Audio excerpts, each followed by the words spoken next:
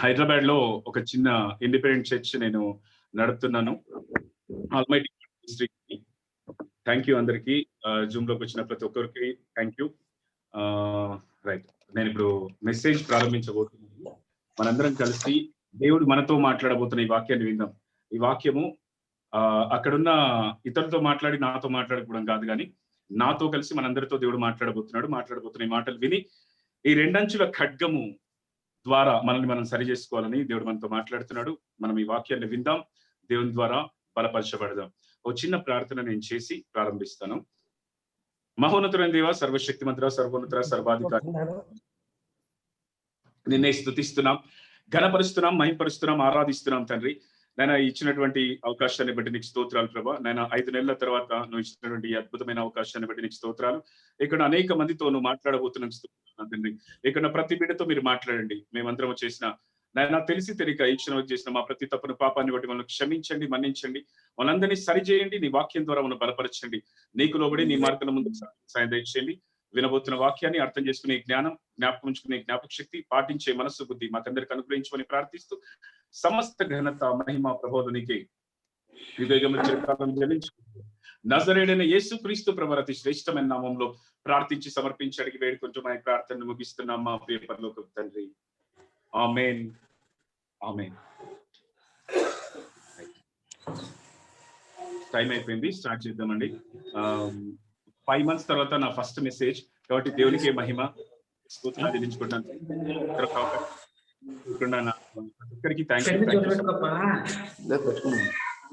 ఈరోజు దేవుడు మనకు మాట్లాడబోతున్న విషయం ఏంటంటే, మనం పాపాన్ని ఏలే వాళ్ళంగా ఉన్నామా అన్న పాయింట్ ఈరోజు, అన్న అంశాన్ని దేవుడు ఈరోజు మాట్లాడబోతున్నాడు. పాపాన్ని ఏలే వాళ్ళగా ఉన్నావా ఒకసారి పరీక్ష. ఈరోజు దేవుడు మనతో మాట్లాడబోతున్నాడు. దీని కొరకు మనం మొట్టమొదట ఆదికాండం 4వ అధ్యాయం 7వ వచనం చూద్దాం. ఆదికాండం 4వ అధ్యాయం 7వ వచనంలో మనం చదువుతాం. నేనే చదువుతున్నాను. ఆదికాండం 4వ అధ్యాయం 7వ వచనం. నీవు సత్క్రియ చేసిన ఎడల తలనెత్తుకునవా, సత్క్రియ చేయని ఎడల వాకిట పాపము పొంచియుండును, నీ ఎడల దానికి వాంఛ కలుగును, నీవు దానిని ఏలుదు అని. ఈ వాక్యం ద్వారా దేవుడు మనతో మాట్లాడుతున్నాడు. దేవుడు చెప్తున్న మాట ఏంటంటే, నీవు సత్క్రియ చేసిన ఎడల తల ఎత్తుకునవా, సత్క్రియ చేయని ఎడల వాకిట పాపము పొంచియుండును, నీ ఎడల దానికి వాంఛ కలుగును, నీవు దాన్ని ఏలుదు అని దేవుడు చెప్తున్నాడు. సందర్భం మొత్తం నేను చెప్తాను. ఈ వాక్యం మాట్లాడుతున్న దేవుడితో అంటే కయీనుతో మాట్లాడుతున్నాడు యెహోవా దేవుడు. ఎందుకంటే అర్పణను దేవుడు అంగీకరించలేదు కాబట్టి, హేబెలు అర్పణను దేవుడు అంగీకరించారు కాబట్టి, కయీను ముఖం చిన్నబుచ్చుకోవడం వల్ల దేవుడు అప్పుడు దేవుడు మాట్లాడుతున్న మాటలు అనమాట. 6వ వచనంలో కూడా దేవుడు అంటా ఉన్నాడు, యెహోవా కయీనుతో నీకు కోపమేలా, ముఖము చిన్నబుచ్చుకొని ఉన్నావేమి అని చెప్తూ, నువ్వు సత్క్రియ చేస్తే తల ఎత్తుకొని ఉంటావు కదా, సత్క్రియ చేయకపోతే వాకిట పొంచి ఉండును, నీ ఎడల దానికి వాంఛ కలుగును, నీవు దాన్ని ఏలు. కాబట్టి మరి కయీను సత్క్రియ చేయలేదు అని దేవుడు ఇక్కడ క్లియర్ గా మాట్లాడుతున్నాడు. కయీను సత్క్రియ చేయలేదు కాబట్టి దేవుడు కయీను యొక్క అర్పణను అంగీకరించలేదు అని మనకి వాక్యాల్లో ఈ 4వ అధ్యాయం చదివితే మనకు అర్థమవుతూ ఉంటుంది. కాబట్టి మరి 5వ వచనంలో కూడా మనం చూస్తే కయీను అర్పణను దేవుడు లక్ష్య పెట్టలేదని మనకు అర్థమవుతుంది. మరి ఒకసారి మొదటి యోహాను పత్రిక 3వ అధ్యాయం 12వ వచనంకి వెళ్ళిపోతాం. నేను కొంచెం స్పీడ్ గా చెప్తున్నానండి, కొంచెం తర్వాత నేను స్లో చేస్తాను. యోహాను మొదటి పత్రిక 3వ అధ్యాయం 12వ వచనం.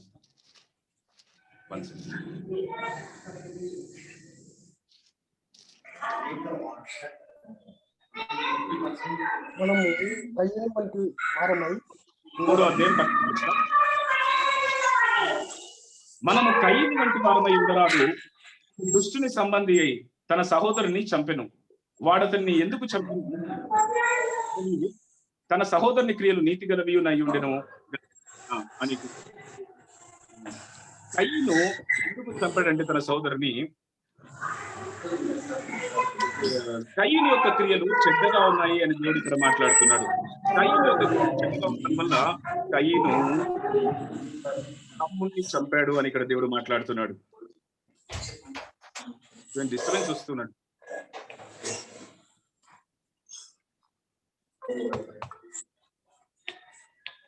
రైట్ ఈ యోహాను సువార్త మొదటి యోహాను పత్రిక ఏమవుతుందంటే మీట్లో పెట్టుకోండి. ముగ్గురేమో మీట్లో పెట్టుకోలేదు. దయచేసి మీట్లో పెట్టుకోండి ముగ్గురు.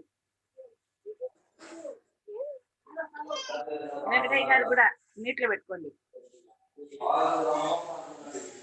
మీట్లో పెట్టుకోండి. ఎందుకు చెడ్డగా ఉన్నాయని దేవుడు మనతో మాట్లాడుతున్నాడు. ప్రశాంత్ ముగ్గురు మీట్లో లేరు. ప్రశాంత్ ముగ్గురు మీట్లో లేరు. సరోజ, వెంకటయ్య గారు, ఇంకా వేరే నంబర్ OP4C77L1. ఓకే, సరోజక్క ఇంకా మీరందరూ దయచేసి మ్యూట్ పెట్టుకోరా. ఆప్షన్ ఉంటది, మ్యూట్ ఆప్షన్ ఉంటది. మ్యూట్ ఆప్షన్ ఒకసారి క్లిక్ చేయండి దయచేసి. వాక్యం వినపడట్లేదు, మ్యూట్ ఆప్షన్ ని ఒకసారి మీరు యాక్టివేట్ మ్యూట్ ఆప్షన్ ని క్లిక్ చేయండి.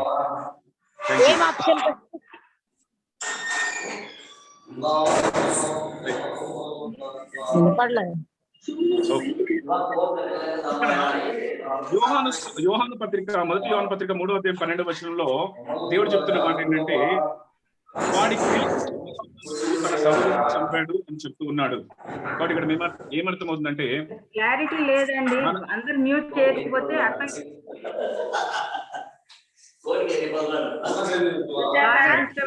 క్లారిటీ లేదు జ్యోతి, మ్యూట్ చేసుకోవాలమ్మా. సుజాత, జ్యోతి ఏం వినిపించడం లేదు, అసలు ఏం వినిపించడం లేదు. అందరూ మ్యూట్ చేయాలి. సుజాతకు నేను పెడతాలే వెంకటయ్య గారిది. వెంకటయ్య గారిది కూడా వెంకటయ్య సరోజ. Right, okay. ఇక్కడ మనకు దేవుడు చెప్తున్నప్పుడు ఏంటంటే ఆ యొక్క కయీను క్రియలు చెడ్డగా ఉన్నందువల్ల తన సహోదరుని చంపేటటువంటి పాపము చేశాడు అని మనకి ఇక్కడ అర్థమవుతుంది. కయీను ఎప్పుడైతే తన క్రియలు చెడ్డవయ్యాయో, బాగా ఆలోచించండి, తన క్రియలు చెడ్డగా కనపడుతున్నాయో అప్పుడు తను పాపం చేయడం మొదలు పెట్టాడు. అది కూడా భయంకరమైన పాపం చేశాడు. అది ఎటువంటి పాపం అంటే ఒక మనిషిని నరకానికి తీసుకెళ్లే భయంకరమైన పాపం, అది హత్య అనే పాపం చేశాడు. ఇదే విషయము ఆదికాండం 4వ అధ్యాయం 7వ వచనంలో దేవుడు ఏమని చెప్తున్నాడంటే నీవు సత్క్రియ చేయని ఎడల వాకిట పాపము పొంచి ఉండును. ఆయన క్రియ చెడ్డగా ఉంది కాబట్టి పాపం చేశాడు కదా. యోహాను పత్రిక మొదటి యోహాను పత్రిక 3వ అధ్యాయం 12వ వచనంలో చెప్తున్న మాట ఏంటంటే కయీను యొక్క క్రియ చెడ్డదైనందున అతను పాపం చేశాడని మనకు అక్కడ అర్థమవుతుంది. అదే మాట ఆదికాండం 4వ అధ్యాయం 7వ వచనంలో దేవుడు ఏమంటున్నాడంటే నీవు సత్క్రియ ఎడల చెడ్డ క్రియలు మంచి క్రియలు చేయని ఎడల సత్క్రియ చేయని ఎడల వాకిటనే పాపము పొంచి ఉంటుంది. ఆ పాపానికి నీ ఎడల వాంఛ కలుగుతుంది, అంటే నీ మీద ఆ పాపానికి ఇష్టం కలగడం మొదలవుతుంది. కాబట్టి అప్పుడు నువ్వేం చేస్తావు? పాపాన్ని ఏరడం మొదలు పెడతావు అని మాట్లాడుతున్నాడు. కాబట్టి ఈ పాపం ఏరడానికి, పాపం చేయడానికి కారణం ఏంటంటే మనకు అర్థమవుతున్న విషయం ఏంటంటే సక్రియ చేయలేకపోతున్నాం మనము, కాబట్టి పాపంలో పడిపోతున్నాము అని మనం అర్థం చేసుకోవచ్చు. ఏంటి అసలు సక్రియ అనేది మనం ఫస్ట్ మళ్ళీ అక్కడికి వెళ్తే మనకు అర్థమవుతుంది. ఫస్ట్ అయితే ఈ విషయాలు మాట్లాడుకుందాం. ఇక్కడ ఇంకొక పాయింట్ ఏంటంటే దేవుడు ఒక ఇంపార్టెంట్ పాయింట్ ఇక్కడ మనకు చెప్పబోతున్నాడు, మనం విందాం. ఇదే ఆదికాండం 4వ అధ్యాయం 7వ వచనంలో దేవుడు నీవు సక్రియ చేయని ఎడల తలెత్తుకున్నవా, సక్రియ చేయని ఎడల వాకిట పాపం పొంచియుడును, నీ ఎడల దానికి వాంఛ కలుగును, నీవు దానిని ఏలుదువు అనెను అన్న వాక్యము రాయబడిన తర్వాత నెక్స్ట్ పాయింట్ ఏముంటుందో ఒకసారి మీరు చదువుకోండి. అప్పుడు ఆ తర్వాత కయీను పాపం చేయడం మొదలు పెడతారు. అంటే తను ఎప్పుడైతే పాపము చెయ్యాలనుకున్నాడో, పాపం చేయడానికంటే ముందే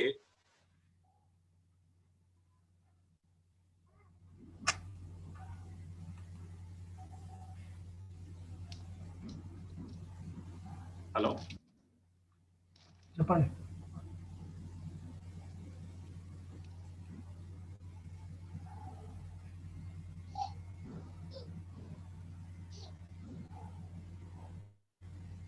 మాట్లాడొచ్చా? మాట్లాడండి. స్క్రీన్ షేర్ చేస్తున్నావు. రైట్. సరే, ఇక్కడ మనం ఏం గమనించాలంటే అన్నిటికంటే ముఖ్యమైన పాయింట్ ఏంటంటే ఇక్కడ దేవుడు కయీను పాపం చేయడానికంటే ముందే కయీను హెచ్చరించాడు అని మనం అర్థం చేసుకోవాలి. అక్కడ చెప్తున్నాడు చూడండి, అందుకే 7వ వచనంలో ఎప్పుడైతే ఆ మాట చెప్పాడో దేవుడు, పాపము నీ వాకిట పొంచి ఉంటది, నువ్వు సత్క్రియ చేయకపోతే దానికి నెడల వాంఛ కలుగుతుంది, అప్పుడు నువ్వు దాన్ని ఏలుతావు అని కయీనుతో చెప్పిన తర్వాత 8వ వచనంలో అక్కడ ఏమంటారంటే, కయీను తన తమ్ముడైన హేబెలుతో మాట్లాడెను, వారు పొలంలో ఉన్నప్పుడు కయీను తన తమ్ముడైన హేబెలు మీద పడి అతని చంపెను అని ఉంటుంది. అంటే నువ్వు నేను ఎప్పుడైనా కూడా మనం పాపము చేయాలన్న ఆలోచన వచ్చినప్పుడు ముందుగానే దేవుడు హెచ్చరించడం మొదలు పెడతాడు. ఎందుకంటే దేవుడు చెప్తూ ఉన్నాడు, నువ్వు మంచి క్రియ చేయనప్పుడు నువ్వు పాపంలో పడిపోవడం జరుగుతుంది, ఆ పాపాన్ని ఏరడం జరుగుతుంది అని దేవుడు చెప్తున్నాడు. కాబట్టి అది మనకు వాక్యం ద్వారా చెప్పిన దేవుడు మనతో ఏం చెప్తున్నాడంటే, మనతో ముందుగానే హెచ్చరించడం మొదలు పెడతాడు దేవుడు. కాబట్టి ఎప్పుడైతే ఈ పాయింట్ మనం గుర్తుపెట్టుకోవాలి, అక్కడ కయీను ముందుగానే హెచ్చరించాడు దేవుడు, నీ పాపము నువ్వు గనక సత్క్రియలు చేయకపోతే పాపము నీ వాకిట పొంచి ఉండి నిన్ను ఏలుతుంది, జాగ్రత్త అని దేవుడు చెప్పాడు. కానీ ఆ మాటలు కేర్ చేయని కయీను ఆ మాటలు పట్టించుకోకుండా భయంకర పాపం చేశాడు. ఇది మనకి ఇక్కడ అర్థమవుతుంది. కాబట్టి ఈ పాయింట్ ఇంపార్టెంట్, ఇది గుర్తుపెట్టుకోండి. మనం ఎప్పుడైనా కూడా పాపం చేసేటప్పుడు పాపము చేసామని మనం పశ్చాత్తాపడతాం కదా, అంతకంటే ముందు తప్పకుండా దేవుడు మనల్ని హెచ్చరిస్తాడు. ఆ పాపంలో పడిపోకుండా ఉండడానికి దేవుడు మనతో మాట్లాడుతూ మనల్ని సరి చేయడానికి ప్రయత్నిస్తాడు. కానీ మనం దేవుని మాట వినకుండా అనేక సార్లు పాపంలో పడిపోతూ ఉంటాము. కాబట్టి ఇక్కడ ఇంపార్టెంట్ పాయింట్, దేవుని మాట వినాలి అని కూడా మనం అర్థం చేసుకోవాలి. ఇప్పుడు మనము సత్క్రియలు చేస్తే నువ్వు తలెత్తుకొని ఉంటావు అని దేవుడు చెప్పాడు కదా. ఈ సత్క్రియలు అంటే ఏంటి అని మనం ఆలోచిద్దాం. సత్క్రియలు అంటే మామూలుగా మన భాషలో అర్థమయ్యేది మంచి పనులు కదా. అన్ని మంచి పనులు, అన్ని సత్క్రియలు చేసే ఒకే ఒక్క ఆయన ఎవరో మనందరికీ తెలుసు. ఎవరండి? యేసుక్రీస్తు ప్రభు కదా. యేసుక్రీస్తు ప్రభు మాత్రమే అన్ని సత్క్రియలు చేసినవాడు, చేసినవాడు, చేసి చూపించిన దేవుడు, చేసి చూపించిన నరుడు, 100% నరుడు, 100% దేవుడైన యేసుక్రీస్తు ప్రభు. కాబట్టి ఆయన మాత్రమే సత్క్రియలు చేస్తాడు కదా. కాబట్టి ఆయన తన మాదిరి జీవితాన్ని మనకు చూపించాడు. ఆ సత్క్రియలు ఎలా ఉండాలి, ఏం చేయాలనేవి అంతా కూడా ఈ బైబిల్లో ఆయన రాసి ఉంచాడు ఆల్రెడీ. ఇది వాక్యం. ఈ వాక్యంలో ఆల్రెడీ ఈ వాక్యం మనం పాటిస్తే ప్రతి ఒక్కటి కూడా మనం సత్క్రియలే చేస్తూ ఉంటాం, మంచి పనులే చేస్తుంటాం. సత్క్రియలు అంటే ఇంకో విధంగా మనం మాట్లాడుకోవాలంటే దేవునికి ఇష్టమైన పనులు అని కూడా మనం మాట్లాడుకోవచ్చు, దేవునికి ఇష్టమైనవి అని కూడా మనం మాట్లాడుకోవచ్చు. కాబట్టి దేవునికి ఇష్టమైన పనులు మనం ఎప్పుడు చేయగలమంటే, ఎన్ని కష్టాలు వచ్చినా, ఎన్ని నష్టాలు వచ్చినా, ఎన్ని శ్రమలు వచ్చినా ఈ వాక్యాన్ని పాటిస్తూ ముందుకు వెళ్ళగలిగితే 100% నీ జీవితంలో సత్క్రియలు చేస్తావు. సత్క్రియలు చేసిన వాళ్ళు ఏం చేస్తారంట, తలెత్తుకొని ధైర్యంగా జీవించగలరు అని దేవుడు మాట్లాడుతూ ఉన్నాడు. కాబట్టి సత్క్రియలు చేయాలంటే మనం ఏం చేయాలని మనకి ఇక్కడ అర్థమవుతుంది. యేసుక్రీస్తు ప్రభు యొక్క వాక్యాన్ని, యేసుక్రీస్తు ప్రభువును, ఆయన మనకు చూపించిన మాదిరి జీవితాన్ని మనం జీవించాలి. యేసుక్రీస్తు ప్రభు యొక్క వాక్యాన్ని పాటిస్తూ ముందుకెళ్ళాలి అని మనకి ఇక్కడ అర్థమవుతుంది. కాబట్టి ఒక్కోసారి మనం ఈ వాక్యాన్ని పాటిస్తున్నప్పుడు ఎన్నో శ్రమలు, కష్టాలు, ఇక్కట్లు, ఇబ్బందుల నుంచి మనం వెళ్లాల్సి వస్తుంది. ఎన్నో శ్రమలు కూడా మనము ముందుకు వెళ్లాల్సి వస్తుంది. ఎందుకంటే దేవుడు అన్నాడు కదా, నా మార్గము చాలా సంకుచితమైన మార్గం అని దేవుడు చెప్తాడు.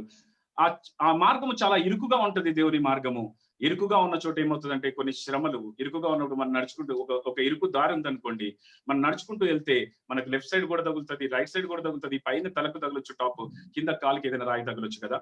అలాగా ఏదో ఒక శ్రమ, కష్టం, బాధ కొన్ని మనకు సంభవించవచ్చు. ఎందుకంటే ఎప్పుడైతే నువ్వు దేవుని వైపు తిరుగుతావో, దేవునికి ఇష్టంగా ఉంటావో, సాతాను నీకు అగైనెస్ట్ గా మారిపోతాడు, సాతాను నీకు వ్యతిరేకంగా మారిపోతాడు. సాతానుకు దేవుడు కొంత పర్మిషన్ ఇచ్చాడు కాబట్టి వాడు నిన్ను శోధించడం మొదలు పెడతాడు. కానీ దేవుడు ఒక అద్భుతమైన మాట చెప్పాడు. ఈ వాక్యం నాకు ఎప్పుడు ఇష్టమైన వాక్యం. శోధనల గుండా తప్పించుకుని మార్గము చూపించేవాడు ఆయనే. నీ శోధన వచ్చినా కూడా దాని గుండా తప్పించుకున్న మార్గం చూపించి నిన్ను హత్తుకుని ఎత్తుకుని నడిపించే శక్తిమంతుడైన దేవుడు నీకు తోడుగా ఉన్నాడు అనేది ఇప్పుడు మర్చిపోకుండా ఆ శోధన గుండా అయినా సరే ధైర్యంతో ఆయన వాక్యం పాటిస్తూ ముందుకెళ్ళాలి అని దేవుడు మనతో మాట్లాడుతున్నాడు. శోధన గుండా తప్పించు మార్గం చూపిస్తాడంటే, నీకు వచ్చిన కష్టాన్ని, ఇది మీ కష్టం అనుకుందాం, ఈ కష్టాన్ని నువ్వు ఈ దారిలో వెళ్తున్నావు, చూస్తున్నావు కదండి, ఈ దారిలో వెళ్తున్నాం మనం, ఇక్కడ కష్టం వచ్చింది, ఈ కష్టాన్ని తీసేసి నేను ఇలా తీసుకెళ్ళడం కాదు దేవుడు చెప్పిన వాక్యం. శోధన గుండా తప్పించుకున్న మార్గం చూపిస్తాడు అంటే ఈ కష్టాలు నీ ముందు నుంచి తీసేస్తాడని కాదు పాయింట్. వీటిని ఎలా జయించి వీటి గుండా దాటుకుని ముందుకెళ్లాలో, ఎలాగ వీటి మీద విజయం పొందుకుని ముందుకెళ్లాలో ఆ మార్గం చూపించి మనల్ని ముందుకు నడిపిస్తాడు. అదే ఆయన శ్రమల గుండా శోధన గుండా చూపించే తప్పించుకునే మార్గం. కాబట్టి నన్ను అవమానిస్తున్నారు, నాకు శ్రమలు వస్తున్నాయి, నాకు కష్టం వస్తుంది, దేవునిలో నేను నిలబడినప్పుడు అనేక మంది నన్ను అవమానిస్తున్నారని చెప్పి నువ్వు దేవుని వాక్యం నుంచి పక్కకు తొలగినప్పుడు ఏమవుతుందంటే సత్క్రియలు చేయడం ఆగిపోతుంది. బాగా వినండి, దేవుని వాక్యం పాటించడం, దేవుని వాక్య ప్రకారం జీవించడం, దేవుడు చూపించిన మాదిరి జీవితం ప్రకారం మనం జీవించడం అనేది సత్క్రియ అని మనం అర్థం చేసుకుంటాం. అనేవి మంచి పనులు, అవన్నీ మంచి పనులే. ఆ మార్గంలో నడవడం మంచి మార్గం, మంచి పనులు చేస్తూ ఉన్నాం. ఇక్కడ ఆదికాండం 4:7 చెప్తున్నది మళ్ళొకసారి మనం జ్ఞాపకం చేసుకోవాలి. సత్క్రియ చేయని ఎడల పాపము నీ వాకిట పొంచి ఉంటుంది.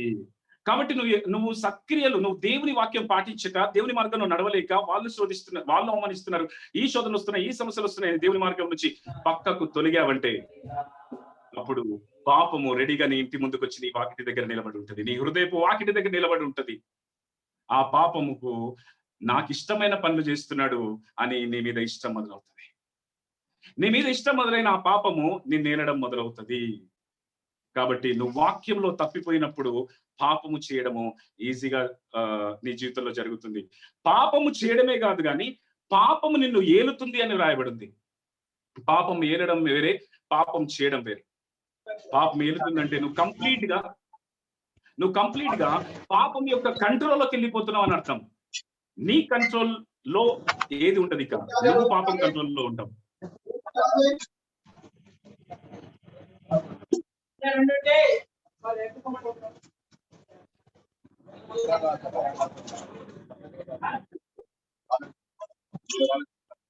ఇంకేమైనా మళ్ళీ వేరే వాళ్ళకి వినపడదేమో.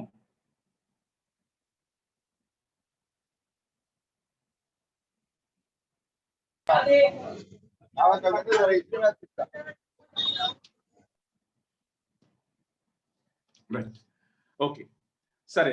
పాప పనులు అంటే మనం అనుకుంటూ ఉంటాం కదా, నరహత్య, దొంగతనం, అబద్ధం, వ్యభిచారం, ఇలాంటి భయంకర పాపాలే పాపం అని మనం అనుకుంటూ ఉంటాం. కాబట్టి ఈ పాపాలు నేను చేయట్లేదు కదా, నేను సరైన మార్గంలో ఉన్నాం అనుకుంటూ ఉంటాం. ఇక్కడే దేవుడు ఒక మాట మనతో మాట్లాడుతున్నాడు. చూద్దాం అదేం మాట. ఒకసారి అందరు ఓపెన్ చేయండి, నేనే చదువుతాను కానీ మీరు ఓపెన్ చేయండి. 1 యోహాను పత్రిక 3వ అధ్యాయం 15వ వచనం చూడండి. 1 యోహాను పత్రిక 3వ అధ్యాయం 15వ వచనం.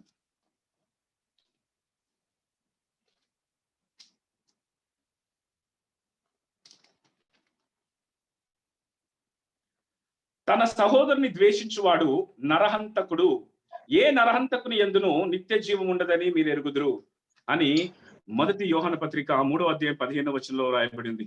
తన సహోదరుని ద్వేషించడం అనేది కూడా నరహత్యతో సమానము. చూసారా, పాపం ఇలాగ చేస్తున్నాం మనం అనుకుంటాం నరహత్య చేయట్లేదు, దొంగతనం చేయట్లేదు, నేనేం లంచాలు తీసుకోవట్లేదు, నేనేం పాపాలు చేయట్లేదు అని అనుకుంటూ నిన్ను నువ్వు మోసపుచ్చుకుంటూ ఉన్నావు. నిన్నెవరో ఏదో ఒక రోజు ఇంతకుముందు ఎప్పుడో నీ జీవితంలో నిన్ను ద్వేషించారని, నిన్ను తిట్టారని, నిన్ను అవమానించారని వాళ్ళ మీద నువ్వు ద్వేషం ఇంకా కలిగి ఉన్నావు కదా. వాళ్ళ మీద ఆ యొక్క ద్వేషాన్ని, ఆ కోపాన్ని హృదయంలో ఉంది. అది దేవుడు చెప్తున్నాడు, అలాంటి ద్వేషం కనుక నువ్వు కలిగి ఉంటే, అన్నిటికంటే చాలా ఇంపార్టెంట్ పాయింట్, నీ సహోదరుని మీద, నీ సహోదరుడు అంటే నీతో ఓడగొట్టిన వాడనే కాదు. చాలా మంది వింటున్నారు, చాలా మంది ఇలాంటి డౌట్స్ నన్ను అడిగారు కాబట్టి నేను ఇంకా చాలా మంది ఉన్నారు కాబట్టి అందరి గురించి చెప్తున్నాను. ఈ చిన్న పాయింట్స్ తెలీదా అని అనుకోవద్దండి, మీకు అందరికి తెలిసిన వాళ్ళందరికీ చాలా సంతోషం. తెలియని వారి గురించి చెప్తున్నానండి, ఏమనుకోకుండా దయచేసి కొంచెం బేర్ చేయండి. కాబట్టి తోడబుట్టిన వాళ్ళంటే సహోదరులు అంటే మీ తోడబుట్టిన వాళ్ళనే కాదు. సహోదరులు అంటే ప్రపంచంలో ప్రతి ఒక్కరు నీ సహోదరులే. ఎందుకు ప్రపంచంలో ఉన్న ప్రతి ఒక్కరు మన సహోదరులు. దేవుడు మనకి ఏం చెప్పాడంటే, దేవుడు నరుని చేసేటప్పుడు మనము మన స్వరూపము యందు నరుని చేయదము అని దేవుడు అన్నాడు. అంటే ప్రతి మనిషి దేవుని స్వరూపమందు చేయబడ్డాడు. దేవుని స్వరూపమందు చేయబడ్డ ప్రతి మనిషి దేవుని కుమారుడు అవుతాడు కదా. మరి మనందరం ఏమవుతాం? సహోదరులం అవుతాం. కాబట్టి నువ్వు ఎవరినైనా సరే, నీ శత్రునైనా సరే నువ్వు ద్వేషించకూడదు. నీ శత్రుని క్షమించాలి, నీ శత్రుని ప్రేమించాలి, భోజనం కూడా నువ్వు పెట్టగలగాలి అని దేవుడు నీతో నాతో ఈరోజు మాట్లాడుతున్నాడు. కాబట్టి మనం పొరపాటు పడుతున్నాం. అందుకే నేను ఈ వాక్యాన్ని మీ ముందుకు తీసుకొని వస్తున్నా. నేనేం పాపం చేయడం లేదనుకుంటున్నావు. ఒక్కసారి కూర్చుని ఆలోచించండి. ఎవరి మీద మీకు కోపం ఉంది? ఎవరి మీద ద్వేషం ఉంది? ఈ రోజే ఈ క్షణాన్ని కూర్చుని ఇది అయిపోయిన వెంటనే ఈ ప్రార్థనలో దేవుణ్ణి క్షమాపణ అడుగుదాం మనం. ఎందుకంటే దేవుడు చెప్తాడు, అర్పణ నువ్వు అర్పించినప్పుడు కూడా, దేవాలయానికి వెళ్ళి అర్పణ అర్పించినప్పుడు కూడా నీ సహోదరుని మీద నీకు ద్వేషం ఉందనిపిస్తే ఇమ్మీడియట్ గా అర్పణ పక్కన పెట్టి ఫస్ట్ సహోదరునితో సమాధాన పడి వచ్చేయి, ఆ తర్వాత నువ్వు అర్పణ అర్పిద్దువు గాని అని దేవుడు చెప్తా ఉన్నాడు. కాబట్టి ఈ యొక్క సహోదరుని మీద కోపము ద్వేషం అనేది ఎంత ఇంపార్టెంటో దేవుడు చెప్తున్నాడు. కాబట్టి సహోదరుని మీద గనక ద్వేషం కలిగి ఉంటే ఇక్కడ చెప్తున్న మాట ఏంటంటే 3వ అధ్యాయం 15వ వచనంలో నరహంతకుడు అని అంటున్నాడు. తన సహోదరుని ద్వేషించేవాడు నరహంతకుడు, ఏ నరహంతకుని ఎందును నిత్య జీవం ఉండదని మీరు ఎరుగుదురు. హత్య చేసే వాళ్ళు నరకానికి పాత్రలవుతారని ప్రకటన గ్రంథంలో కూడా మనకు రాయబడి ఉంటది. కాబట్టి నరహంతకులు, మాంత్రికులు, వ్యభిచారులు, కుక్కలు, మాంత్రికులు వీరందరూ కూడా పరలోక రాజ్యాన్ని స్వతంత్రించుకోలేరు. వీటిలో ఇంకో పాయింట్ కూడా ఉంటది, మర్చిపోతండి, అబద్ధికులు అని ఉంటది. అబద్ధికులు. మనం ఎన్నిసార్లు అబద్ధం చెప్తున్నాం? పనిచేసే ఉద్యోగాల్లో, పనిచేసే ఆఫీసులో, పనిచేసే చోట ఎన్ని అబద్ధాలు చెప్పాం? ఆలోచించండి ఒకసారి. అబద్ధికులు దేవుని రాజ్యాన్ని స్వతంత్రించుకొననేరరు అని దేవుడు చెప్పాడు. కాబట్టి మనం ఏం పాపం చేయట్లేదు అనుకుంటున్నాగా. నీ సహోదరుని ద్వేషించిన పాపమే, అబద్ధం చెప్పిన పాపమే. ఇటువంటి పాపాలు అసలు నిన్ను పరలోకానికి వెళ్లకుండా ఆపగల భయంకరమైన పాపాలు. ఈ పాపాలు నీ హృదయంలో ఉన్నాయేమో ఈ రోజు నువ్వు చూసుకోవాలి అని దేవుడు నీతో నాతో మాట్లాడుతున్నాడు. మీతోనే కాదండి, నాతో కూడా మాట్లాడుతున్నాడు. మనందరం కూడా ఈ యొక్క వాక్యం అయిపోయిన తర్వాత అందుకే ఒక చిన్న ప్రార్థన చేసుకుందాం. మనలో ఏమైనా పాపాలు ఉన్నాయేమో, ఎవరినైనా ద్వేషిస్తున్నామేమో, మనం తెలిసి తెలియక ఎన్నో అబద్ధాలు చెప్పామేమో, ఒకసారి దేవుని అడుగుదాం, దేవునితో మాట్లాడదాం, దేవునితో మనల్ని మనం సమాధాన పరుచుకుందాం. యేసు క్రీస్తు ప్రభువు సమాధాన పరిచాడు. ఆ సమాధానాన్ని పాప క్షమాపణ ద్వారా స్థిరపరచుకుందాం అని దేవుడు మనతో మాట్లాడుతున్నాడు. కాబట్టి ఇదే విషయాలు మీరు ఈ సహోదరుని ద్వేషించిన విషయాలు మత్తయి సువార్త 5వ అధ్యాయంలో కూడా మీకు ఉంటది. 22వ వచనం నుంచి 25వ వచనం వరకు కూడా చదవండి. తర్వాత ఇదే మత్తయి సువార్త 5వ అధ్యాయంలో చివరి వచనాలు నాకు తెలిసి 42 నుంచి 48 వచనాల్లో కూడా కొన్ని విషయాలు మనకుంటాయి. ఇవన్నీ మీరు చదవండి. తర్వాత దేవుడు మీతో మాట్లాడతాడు. మత్తయి సువార్త 5వ అధ్యాయం మీరు చదవండి. 5వ అధ్యాయం మొత్తం దేవుడు మీతో మాట్లాడబోతున్నాడు. తర్వాత ఇదే ఒకసారి నేను చదువుతానండి. మత్తయి సువార్త 5వ అధ్యాయం 22వ వచనం నేను చదువుతాను.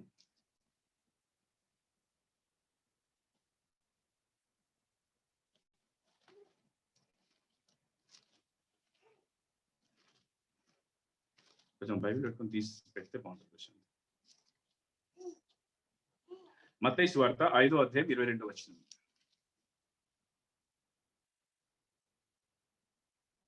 నేను మీతో చెప్పున్నదేమనగా, తన సహోదరుని మీద కోపపడు ప్రతివాడు విమర్శకులోనగును, తన సహోదరుని చూచి వ్యర్థుడా అని చెప్పువాడు మహాసభకులోనగును, ద్రోహి అని చెప్పువాడు నరకాగ్నికి లోనగును.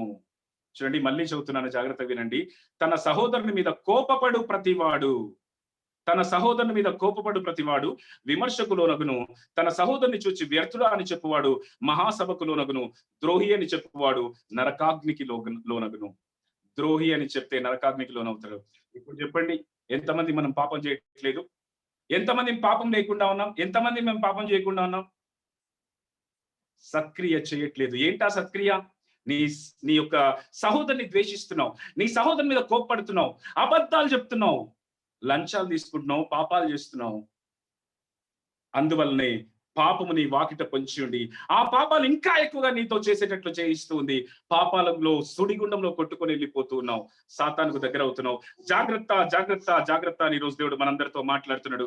చాలా జాగ్రత్తగా ఈరోజు దేవుడు మనల్ని హెచ్చరిస్తున్నాడు. అది ఓపెన్ చేయండి ఒకసారి. ఆ లైట్ ఉంటుంది కదా, ఎమర్జెన్సీ లైట్, ఆ చైర్ తీస్తున్నారు, ఎమర్జెన్సీ లైట్. 1 సెకండ్ అండి, కరెంట్ పోయింది. పట్టుకుంటావా? రైట్, కరెంట్ పోయింది ఇక్కడ, అందుకోసమే నేను కొంచెం లైట్ తీసుకున్నాను. Okay, right. కాబట్టి అయితే ఇక్కడ చెప్తున్న మాట ఏంటంటే చూడండి, తన సహోదరుని మీద కోపపడు ప్రతివాడు అని ఉంది కదా. ఇక్కడ కోపం విషయం మనం ఇంకొక పాయింట్ కూడా మనము ఈ క్షణంలో జ్ఞాపకం చేసుకోవాలి. దేవుడు ఒక మాట అన్నాడు బైబిల్లో, కోపపడుడి కానీ పాపము చేయకుడి అన్నాడు. ఆ కోపాన్ని ఇక్కడ కన్సిడర్ చేయాలి. పాపము చేసే కోపమే నీ సహోదరుని మీద చూపిస్తే నువ్వు నరకానికి వెళ్ళిపోతావు అని దేవుడు చెప్తున్నాడు ఇక్కడ. కాబట్టి పాపం చేసే కోపం అంటే ఏంటి అంటే, నువ్వు ఒకవేళ నీ సహోదరుని మీద ఒకవేళ నీ కోపం వచ్చి కోపడ్డావు అనుకున్నావు, కానీ అతను మళ్ళీ నిన్ను అన్నప్పుడు, మళ్ళీ నిన్నేమని అన్నప్పుడు వెంటనే క్షమించాలి. ఇంకో పాయింట్ ఏంటంటే, సూర్యాస్తమయం వరకు నీ కోపాన్ని కొనసాగించకూడదు, అది పాపం అయిపోతుంది. సూర్యాస్తమయం అంటే పొద్దున కోపడ్డా కదా, సాయంత్రం వరకు సాయంత్రం ఎప్పుడో ఒకసారి నేను క్షమించొచ్చులే అనుకోవడం కాదు. కానీ లేదంటే నువ్వు సాయంత్రమే కోపడ్డావు అనుకో, అప్పుడేంటి దాని అర్థము అక్షరాన్ని తీసుకోకూడదు కొన్నిసార్లు. దీని అర్థం ఏంటంటే, నువ్వు కోపడిన వెంటనే, వీలైనంత వెంటనే నువ్వు వెంటనే క్షమించాలి అని దేవుడు మనతో మాట్లాడుతున్నమాట. కోపపడిన వెంటనే నువ్వు క్షమించాలి. కోపం అనేది ఎందుకు ఆ మాట దేవుడు చెప్తున్నా, కోపం అనేది సడన్ గా వస్తుంది కొన్నిసార్లు, కానీ భయంకరమైన కోపంగా అది ఉండకూడదు. పాపం చేసే కోపంగా ఉండకూడదు. ఆ కోపము వేరే, క్రోధము వేరే. నేను కోపం గురించే మాట్లాడుతున్నా, క్రోధం గురించి మాట్లాడలేదు. క్రోధం అనేది మళ్ళీ డిఫరెంట్. ఆ క్రోధం అనేది కనుక నువ్వు చేస్తే అది పాపం, జాగ్రత్త. కాబట్టి తన సహోదరుని మీద కోపపడేవాడు, తన సహోదరుని వ్యర్థుడా అని చెప్పేవాడు, తన సహోదరుని రైట్ ద్రోహి అని చెప్పేవాడు నరకాగ్నికి లోనవుతాడు అని దేవుడు చెప్తూ ఉన్నాడు. కాబట్టి దేవుడు మనతో మాట్లాడుతున్న మాట ఏంటంటే, ఈరోజు నువ్వు నేను పాపం చేయట్లేదు అనుకుని, దేవునికి దగ్గరగా ఉన్నామనుకొని పొరపడుతున్నామని దేవుడు మనతో మాట్లాడుతున్నాడు. కాబట్టి ఈ విషయాన్ని బట్టి దేవుడు మనతో మాట్లాడుతున్న మాట ఏంటంటే, నీ సహోదరుని ప్రేమించాలి, ప్రేమించాలి, ప్రేమించాలి. ఏ చిన్న పాపం నువ్వు చేయకూడదు. ఇవన్నీ చేయాలంటే, ఏ పాపం నువ్వు చేయకుండా ఉండాలి, దేవునికి ఇష్టంగా ఉండాలి, దేవునికి ప్రియగా ఉండాలంటే నువ్వు ఒక్క తీర్మానం ఈ రాత్రి చేసుకోవాలి. ప్రభువా, ఈ క్షణంలో నేను చేసిన ప్రతి తప్పున పాపాన్ని బట్టి దయచేసి నన్ను మన్నించి క్షమించమని మొదట దేవుని అడగాలి. క్షమాపణ అడిగిన తర్వాత నువ్వేం చేయాలంటే, ప్రభువా నేను ప్రేమ కలిగి ఉండడానికి నాకు సాయం దయచేయండి, నీ ఆత్మ ఫలం నాకు అనుగ్రహించు, నీ పరిశుద్ధాత్మ దేవుడు. నేను ఒక పాయింట్ చెప్తున్నానండి, పరిశుద్ధాత్మ దేవుని అభిషేకం చాలా అవసరం. నేను దీని గురించి చెప్పాలంటే మళ్ళీ ఇంకో టాపిక్ అవుతుంది, అయినా కూడా నేను కొన్ని పాయింట్స్ చక్కగా స్పీడ్ గా చెప్పేస్తాను. పరిశుద్ధాత్మ దేవుడు, మరి దేవుని నమ్మిన వాళ్ళందరూ పొందుకోరా అని అంటే బైబిల్లో ఉంటది. నువ్వు యేసుక్రీస్తు ప్రభువు నువ్వు ఒప్పుకుంటున్నావు నీ రక్షకునిగా అంటేనే నువ్వు పరిశుద్ధాత్మ దేవుని ద్వారానే అది చేయగలవు అని రాయబడి ఉంటుంది బైబిల్లో.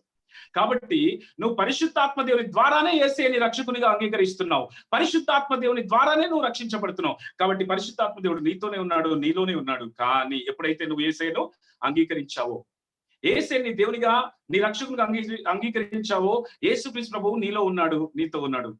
కానీ మళ్ళీ మనము బైబిల్లో చాలా వచనాలు చూస్తే, ఒక చోట అపోస్తలుల కార్యం 8వ అధ్యాయంలో ఉంటది, అక్కడ ఫిలిప్పు పరిచర్య చేస్తూ ఉంటాడు. అక్కడ ఉన్నటువంటి అన్యులు రక్షించబడిన తర్వాత పేతురు యోహాను పిలిపిస్తారు ఆ యొక్క యెరూషలేము నుండి. పేతురు యోహాను వచ్చి ఏం చేస్తారంటే, వాళ్ళు ఏం చేశారు, బాప్తిజం పొందుకున్నారు అక్కడ ఉన్న సమరయులు. అప్పుడు ఆ యొక్క పేతురు యోహాను వచ్చి వారి మీద చేతులుంచగా వారు పరిశుద్ధాత్మను పొందుకునేది అని ఉంటది. ఇప్పుడు మనం ఏం చదువుకున్నామంటే ఇంతసేపు, ఎప్పుడైతే యేసుక్రీస్తు ప్రభు నీ స్వరక్షకునిగా నువ్వు అంగీకరిస్తావో, ఆ రోజు పరిశుద్ధాత్మ దేవుని ద్వారానే నువ్వు అంగీకరిస్తావని రాయబడింది. మరి పరిశుద్ధాత్మ దేవుని ద్వారా నువ్వు అంగీకరించావంటే పరిశుద్ధాత్మ దేవుడు నీతో ఉన్నాడు, నీలో ఉన్నాడని అర్థం. మళ్ళీ పేతురు యోహాను వచ్చి ఎందుకు చేతులు పెట్టిన తర్వాత పరిశుద్ధాత్మ అభిషేకం పొందుకున్నారు వాళ్ళు.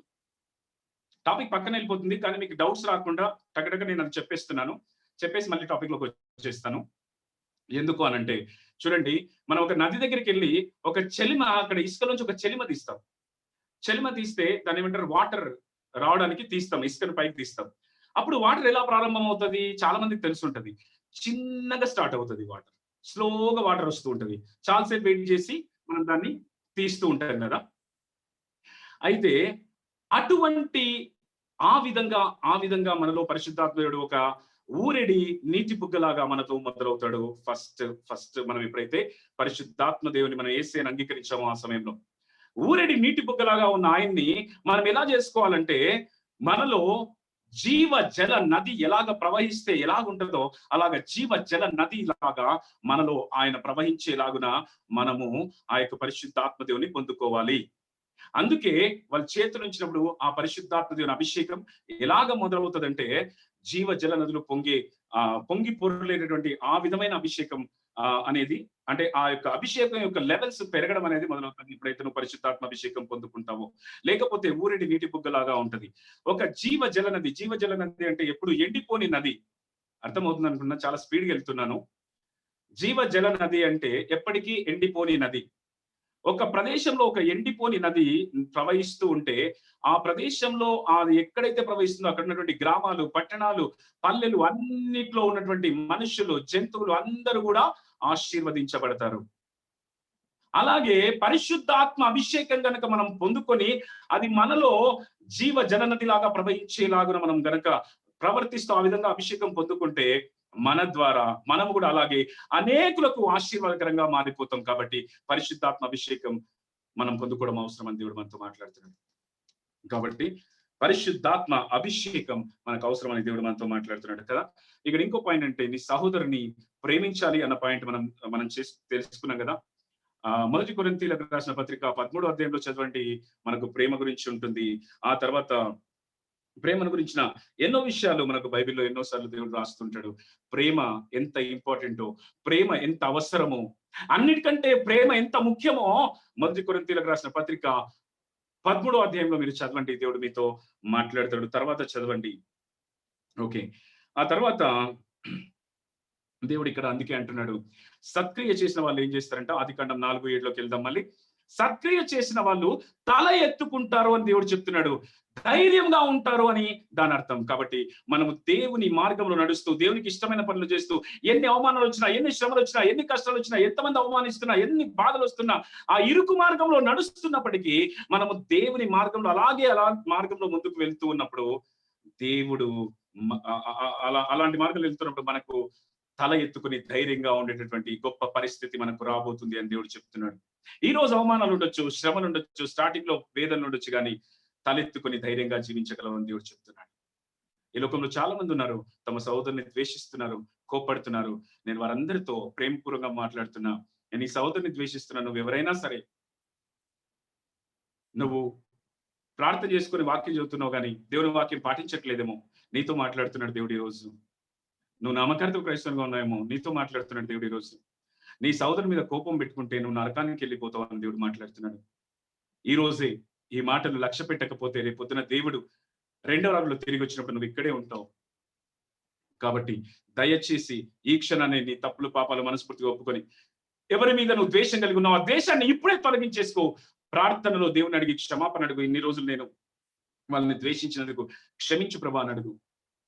నీ ద్వేషాన్ని తీసేసుకో, దేవునికి లోబడు, దేవుని మార్గంలో నడువు. అప్పుడు నువ్వు పరలోక రాజ్యానికి వెళ్ళడానికి మార్గం సుగమం అవుతుంది. ఎప్పుడో పరలోక రాజ్యానికి వెళ్తాను కదా అంతవరకు అనుకోవద్దు. రెండవ రాకడ సూచనలన్నీ సమాప్తమయ్యే దశ దగ్గరికి వచ్చింది. దగ్గర 75% నుంచి 80% వరకు రెండవ రాకడ సూచనలు కంప్లీట్ అయిపోయాయి. 15% మాత్రం మిగిలి ఉన్నాయి. దేవుడు ఏ క్షణాలైనా రావచ్చు. దేవుడు వచ్చినప్పుడు ఎత్తబడే సంఘంలో కనుక లేకపోతే ఏం జరుగుతుందో ఇప్పుడు చెప్పే టైం నాకు లేదు, కానీ ప్రకటన గ్రంథంలో చదవండి, మీకు తెలుస్తుంది ఏం జరుగుతుంది. రైట్. ఆ తర్వాత ఇక్కడ దేవుడు అందుకే మాట్లాడుతున్నాడు, నువ్వు ఎప్పుడైతే దేవుని వాక్యానికి వ్యతిరేకంగా ప్రవర్తించడం మొదలు పెడతావో, ఎప్పుడైతే దేవుని వాక్యము పాటించకుండా దేవుని వాక్యానికి నువ్వు వ్యతిరేకంగా ప్రవర్తించడం మొదలు పెడతావో, ఆ పాపానికి నీ మీద ఇష్టం కలగడం మొదలవుతుంది. ఆ పాపం నేను ఏరడం మొదలవుతుంది అని దేవుడు మనతో చెప్తూ ఉన్నాడు. ఆ పాపం ఏరడం అంటే మనం కంప్లీట్ గా ఆ పాపం యొక్క కంట్రోల్లో ఉండడము అని దేవుడు మరొకసారి మనకు గుర్తు చేస్తున్నాడు. కాబట్టి మనం చేయాల్సిన ఇంపార్టెంట్ పని ఏంటి? సత్క్రియ చేయడం. సత్క్రియ అంటే దేవుని వాక్య ప్రకారంగా జీవించడం, యేసు క్రీస్తు ప్రభువు యొక్క చూపించిన మాదిరి జీవితాన్ని మనం జీవించడం. అవి సత్క్రియలు, మంచి పనులు అని దేవుడు మనతో మాట్లాడుతున్నాడు. అయితే సత్క్రియలు చేయాలా, ఇవన్నీ ఓకే, వీటన్నిటికంటే ముఖ్యం ఏం కావాలో తెలుసా అండి మనకు? ఫస్ట్ మారు మనస్సు కావాలి. మారు మనస్సు అంటే చాలా మంది అనుకుంటూ ఉంటాం, నేను యేసే నమ్మాను, మారిపోయాను, బాప్తిజం తీసుకున్నాం అనుకుంటూ ఉంటాం. కానీ నీ జీవితంలో ఎప్పుడైతే పాత విషయాలు ఇంకా నీలో ఉన్నాయో, లేదా నువ్వు వాటిని పోరాడుతూ ఇంకా జయిస్తూ ఫర్ ఎగ్జాంపుల్ ఏదో ఒక విషయం మీలో ఉందనుకుందాం, ఆ పాపాన్ని మీరు జయిస్తూ ఇంకా పోరాటంలో ఉంటుందని 80%, 70% జయించి ఇంకా 100% వెళ్తున్నారంటే ఓకే. కానీ ఆ పాత పాపాలు ఇంకా నీలో కనబడుతున్నాయంటే నువ్వు మారుమనసు పొందుకోలేదు అని అర్థం.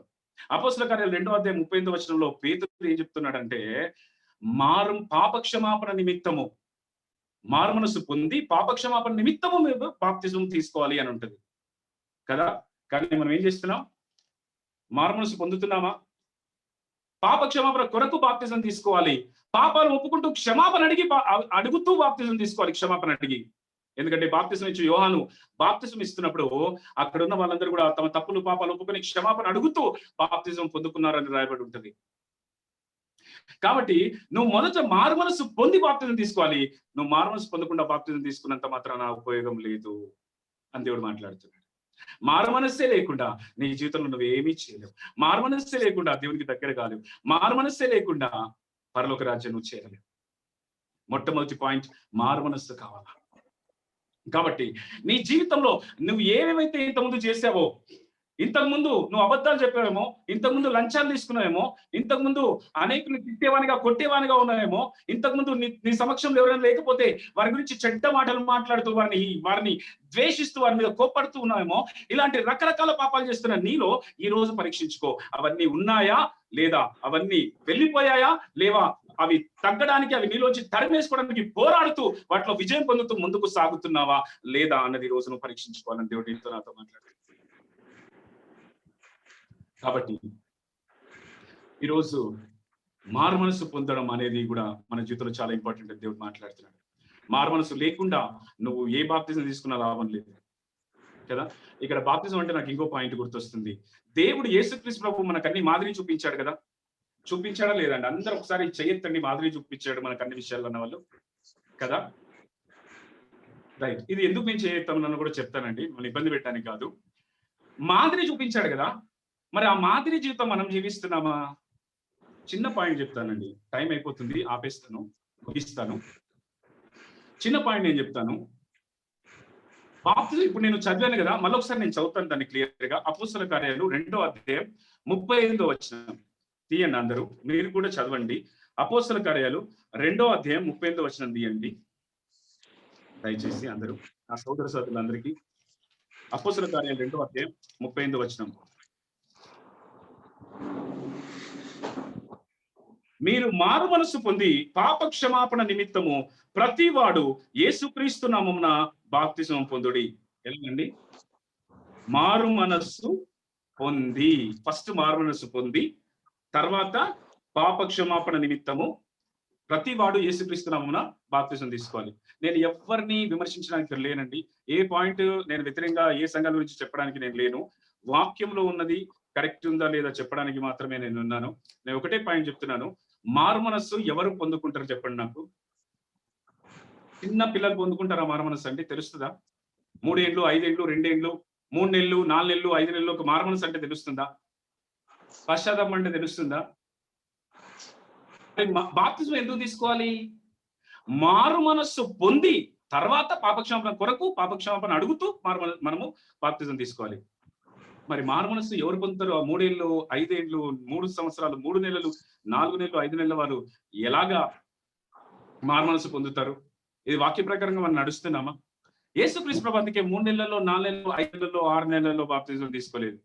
చాలా మందికి తెలియక 8th డే తీసుకున్నాడు అని ఏదో అంటారు, అవి మీకు తెలీదు. 8వ రోజు ఆయన ఏదైతే మోషే చెప్పాడో ఆ ధర్మశాస్త్రంలో ఆ క్రియలు చేయడానికి వాళ్ళు దేవాలయానికి వెళ్ళి 8వ రోజు చేశారు. కానీ యేసుక్రీస్తు ప్రభుకి అక్కడ స్ప్రింక్లింగ్ బాప్తిజమో ఏ బాప్తిజమో ఇవ్వలేదు. యేసుక్రీస్తు ప్రభు తన పరిచర్యకు వెళ్లే ముందు ఆయన పెద్దగా అయిన తర్వాత ఆయన బాప్తిజం తీసుకున్నాడు.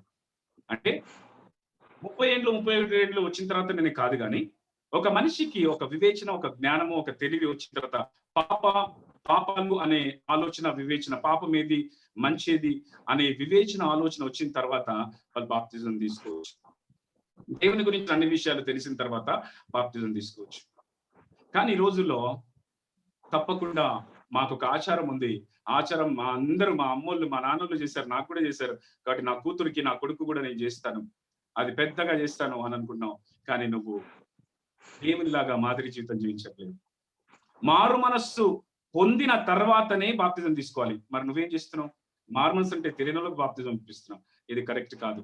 నామం పేరు పెడుతున్నాము, పేరు పెట్టి ఒక ఫంక్షన్ చేస్తున్నాం అంటే ఇబ్బంది లేదు. కానీ ఒక ఏదో బాప్తిజం అది ఇస్తే మాత్రం అది సరైనది కాదు అనేది ఈ సమయంలో జ్ఞాపకం చేస్తున్నాను.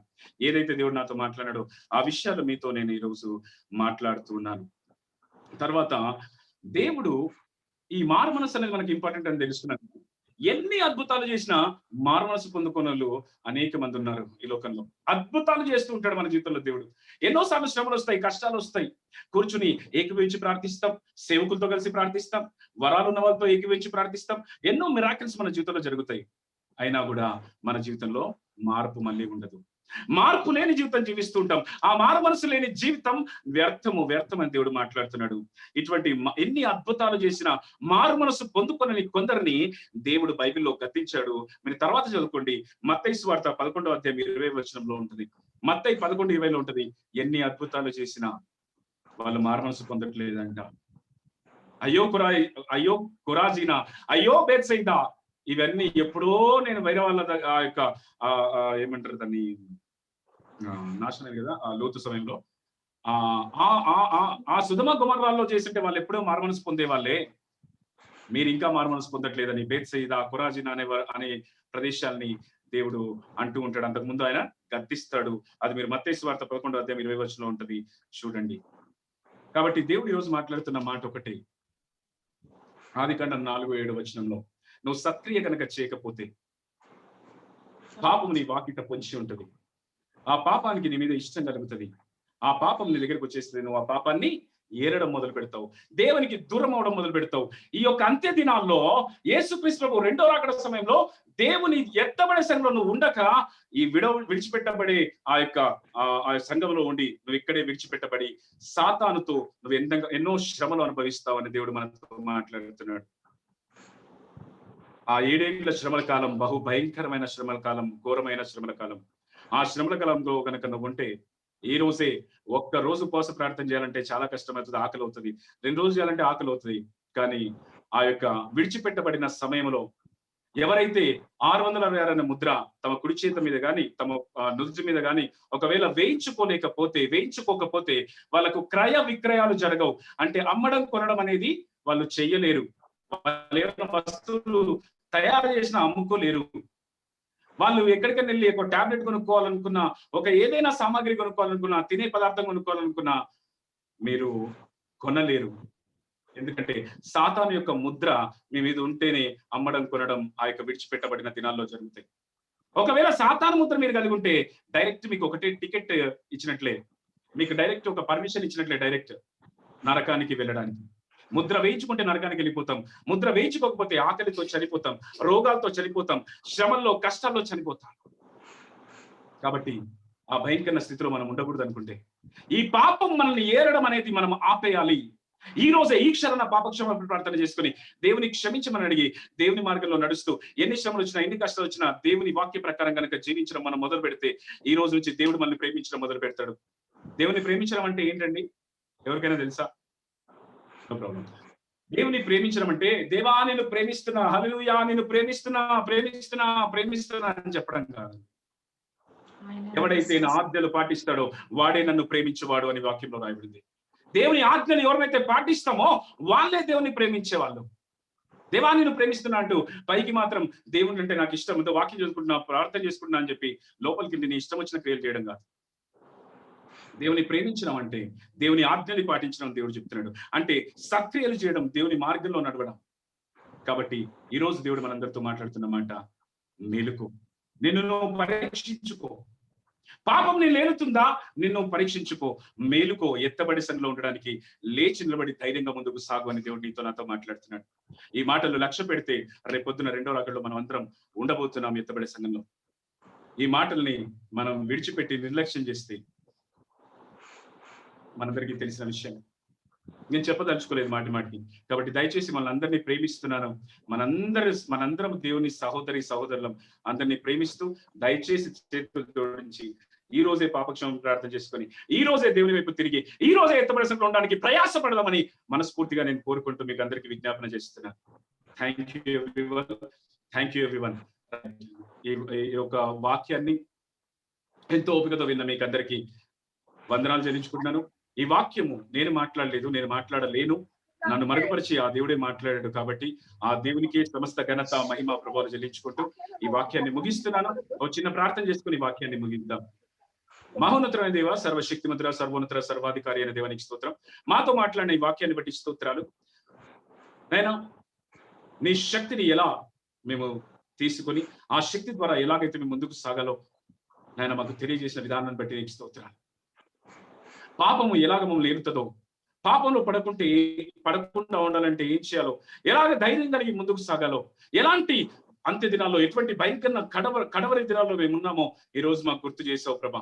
ఈ రోజు మాతో మాట్లాడావు ప్రభా. నాతో ఇక్కడ మా అందరితో మాట్లాడినందుకు స్తోత్రాలు. మమ్మల్ని బలపరుస్తున్న స్తోత్రాలు. ఈ వాక్యాలు మా హృదయాంతరంగంలోకి వెళ్ళి మా హృదయాల్లో పెను మార్పులు కలగజేసేలాగున మిరాకిల్స్ జరిగించమని ప్రార్థిస్తున్నాను. అనేకులకు ఆశీర్వాదకరంగా జీవించడానికి మాకు సాయం తెచ్చేయండి. పరిశుద్ధాత్మదేవ, నీ అభిషేకం మాకు కావాలనైనా.